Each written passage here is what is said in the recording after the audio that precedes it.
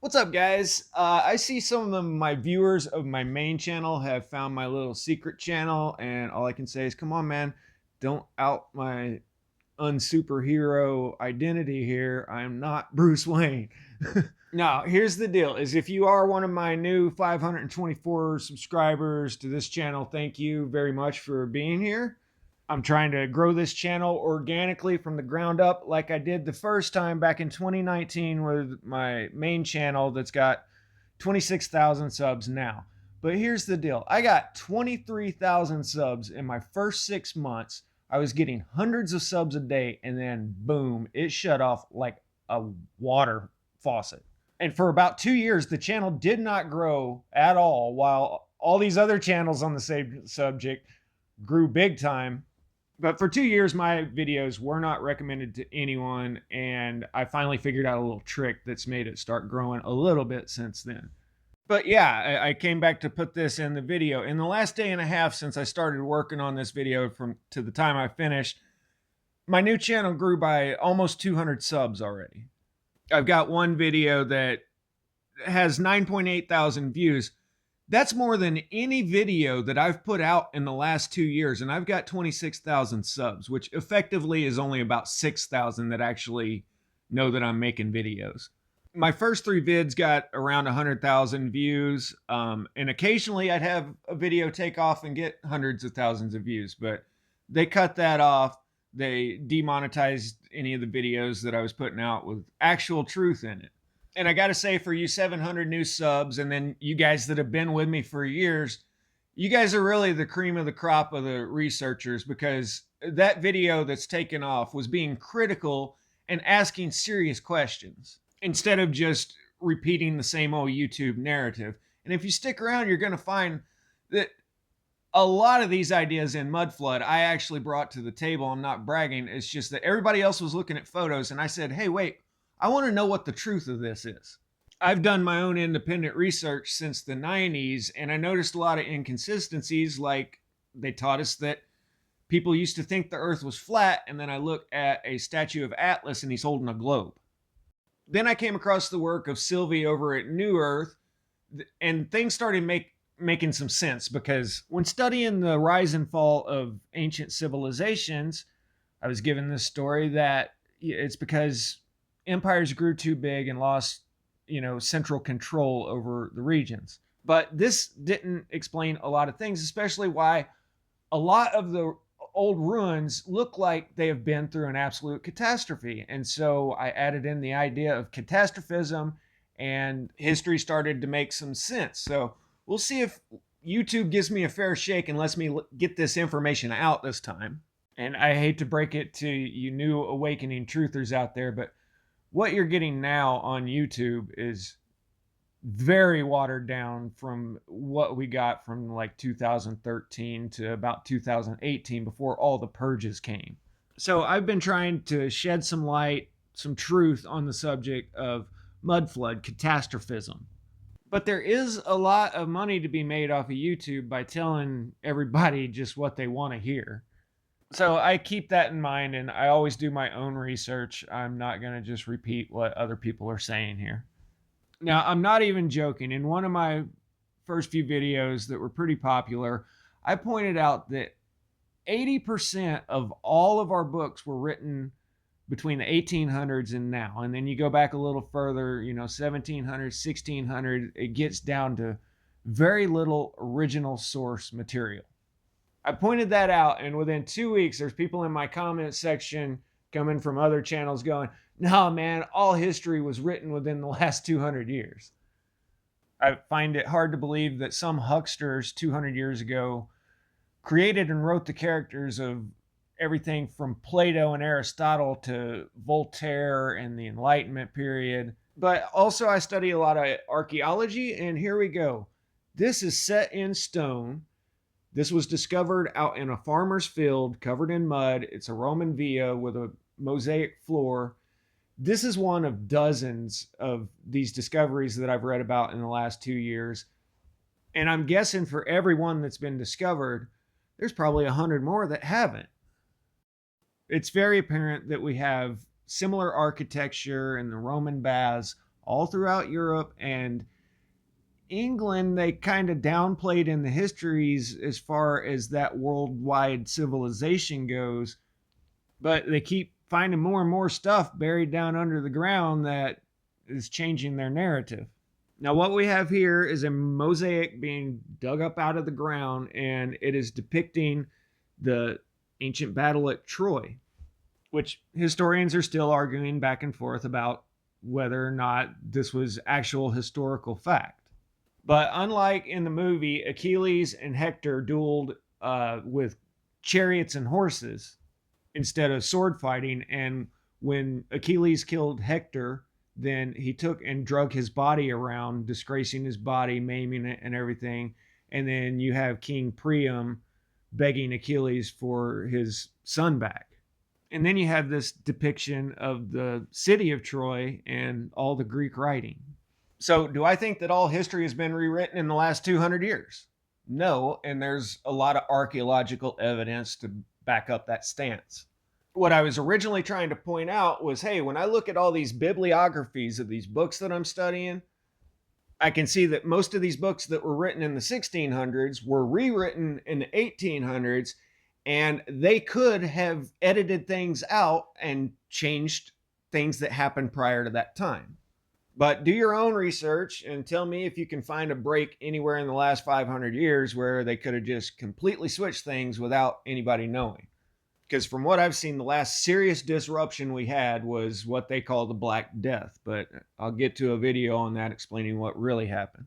Because they describe in that time period exactly the same events that I was talking about in the last video, the Orlinda book, which brings me to the main subject of the video. A huge catastrophe that happened 4,000 years ago, according to the timeline in this book from the Frise people or Frieslanders. It's modern day Denmark. And one would logically think that if there was a catastrophe so bad that mountains sank into the bosom of the earth and a huge wave came and wiped out their whole city and it sank off into the ocean, that the ramifications of this would be a worldwide event. And they even say in this book that the Mediterranean was visited terribly by this.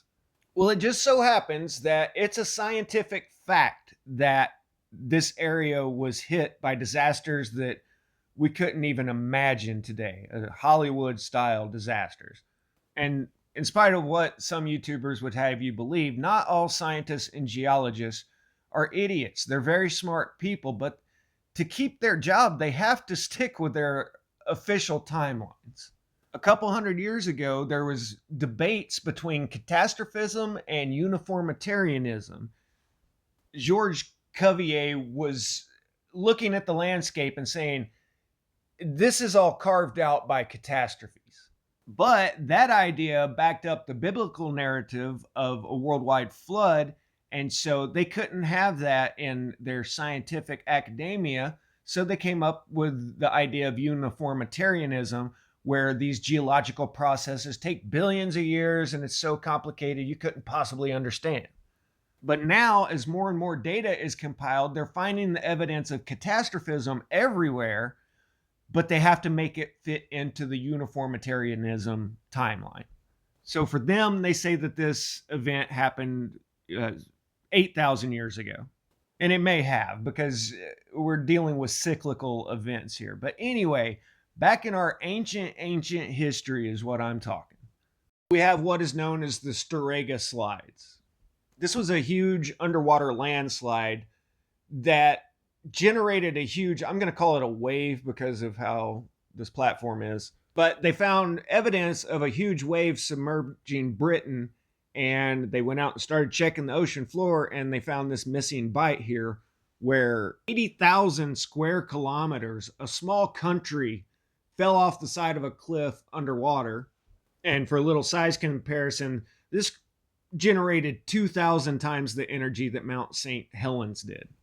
Now, at first, official science actually had that event and the submersion of what is known as Doggerland, because Europe used to be connected all the way up through the UK and beyond, and they say that sea levels were much lower back then. Now, they finally admitted that, yeah, okay, the Sterega Slides probably happened at the same time as the submersion of Doggerland, but they still leave like 100-year window in there. They say, oh, it happened a little bit and filled in the marshlands, and then sea level gradually rose due to CC, and they still can't admit the idea of, okay, there might have been a huge catastrophe and this area was submerged all at once, because that's what the folk tales and mythologies say all around the world.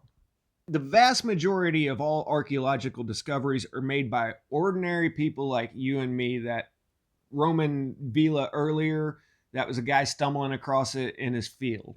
Göbekli Tepe, discovered by a farmer. This site at the bottom of the English Channel, discovered by some divers. And I'm yet to see anybody posting on YouTube anywhere where anybody has discovered a Tatarian washing machine or bulldozer, just in case you're wondering. But when people find obvious man-made structures under the English Channel, they have to come up with something, right? Now, I'm not sure exactly what this is. To me, it looks like maybe some livestock fencing or something, but it could be the roof of a house. But they found man-made primitive tools, the way they describe it, flint and whatnot. And this is just one of several discoveries that they made where they found obvious man-made objects submerged under modern day sea levels. So we have clear evidence that sea levels have risen, and also, like 90% of all the world's population lives within 20 miles of the ocean nowadays, but back then it would have been 1 or 2 miles. I mean, people lived on the coast where rivers ran into the ocean. So sea levels were definitely lower back then, and most people have probably heard of Bimini Road off the coast of Florida. And one of the things that I pointed out in my very first videos was that UNESCO World Heritage Sites and National Forest and Parks own all of the property that's covering up these ancient disasters. And then I later discovered this down in our fella wildlife management area, conveniently enough. This is down in the swamps of Louisiana, and it looks like perfect streets and neighborhood grids all throughout there. If you look at these side by side with a neighborhood, it matches perfect. And I'll do another vid on this eventually, but some of this is through cypress swamps. And I mean, just look at the trunks of those trees. How are you going to go through there and excavate that? You can't get a bulldozer in there. A trencher won't do it. And if you just saw them off, then you can't get a boat through there because there's stumps in the water. But there are thousands of miles of these uniform width, and some of these are like 200 feet wide, long roads and neighborhoods all throughout the swamps. You can go look at this for yourself on Google Earth. Anyway, back over to Britain. They've got the evidence of this big wave and the sediment all over the place. They know it happened. And then let's look at the archaeological sites in the UK. And I want to talk about the different styles of architecture just a little bit. Now, if one style of building can be built in one part of the world, it can be built in any other part of the world. But that doesn't mean that everybody's building style would be uniform, just like today's big cities have structural steel skyscrapers while I live in a wood house.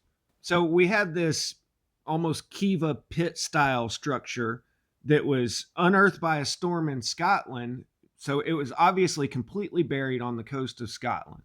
Now, you got everything from that to new discoveries coming out all the time that are what we'd call the classic Roman style.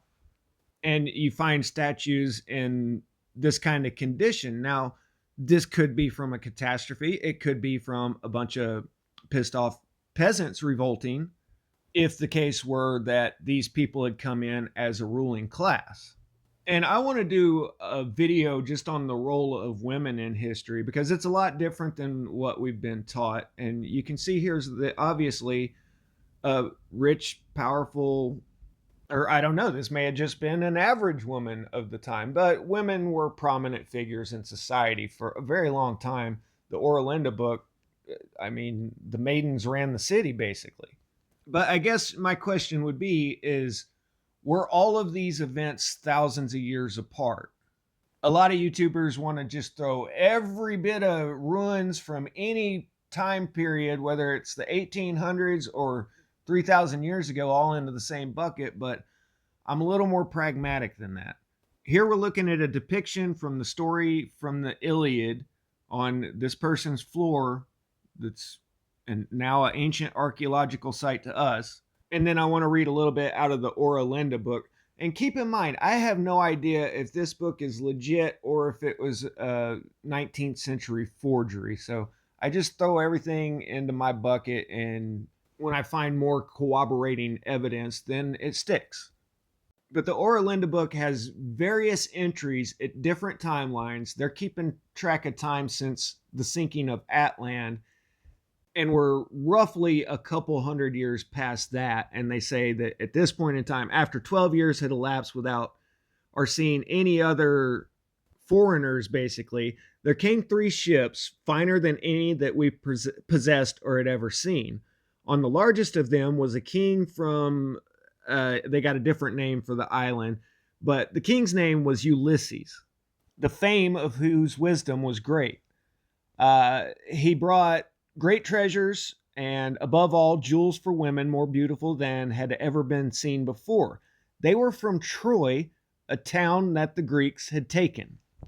Now, I don't care how you look at it, as far back as all histories go, they all describe a worldwide culture with different trade networks with different countries.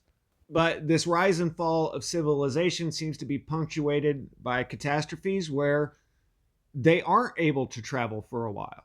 Now, this could be due to the fact that they're just trying to survive. It's just basic survival instincts. But here's a thought I had. What if it's because the seas are unnavigable? In the Iliad, Ulysses is advised to steer clear of a certain island because there's a whirlpool out there that devours ships. So could it be that after a catastrophe, the waters are too turbulent for people to be able to sell them? And then let's take that a step further. What if originally everything was all nice, still, and calm, and then an event occurred that caused a huge splash in the oceans, and the water's been rocking back and forth ever since, creating our tides? Now, it would have just fallen into a tidal lock with the moon, just like if you put a bunch of random clocks into a room together, the old school clocks with a pendulum that tick-tock back and forth, eventually they'll all sync up and start tick-tocking back and forth. So did this ripple originally generate from a cosmogenic source, or even an earthquake, landslide type scenario, and the water in the ocean has been sloshing back and forth ever since? Just so you know, they don't officially know a reason for the tides. Just some food for thought. I'm going to end it right there because most people click off after 10 minutes anyway. Let's see, did we actually learn anything here? Catastrophism is very real, and I've got much more modern examples of this. But in the ancient past, the UK was connected to mainland Europe, and an event occurred that submerged part of it. In the Linda book, in the chapter before how the bad times came, that talks about all the destruction, they say that Britain was the land of the exiles. And no offense to anybody from Britain, I just like Australia, I've surfed with some cool Australian dudes back in the day. But in my research, it seems like that's kind of been alluded to before, but nobody has outright said it. But that's what they're saying here. And it just says that Britain was the land of the exiles, not the island of the exiles. But it's not really clear about anything. But now everybody knows that sea levels were definitely lower back in the day. Britain was connected to mainland Europe, and that would obviously mean that there is submerged remnants of cultures all around the world. Anyway, I hope you guys enjoyed it. If you're not subscribed, please go ahead and do that now. And thank you guys for your support and helping me get this information out there. I'll see you guys on the next one. Laters.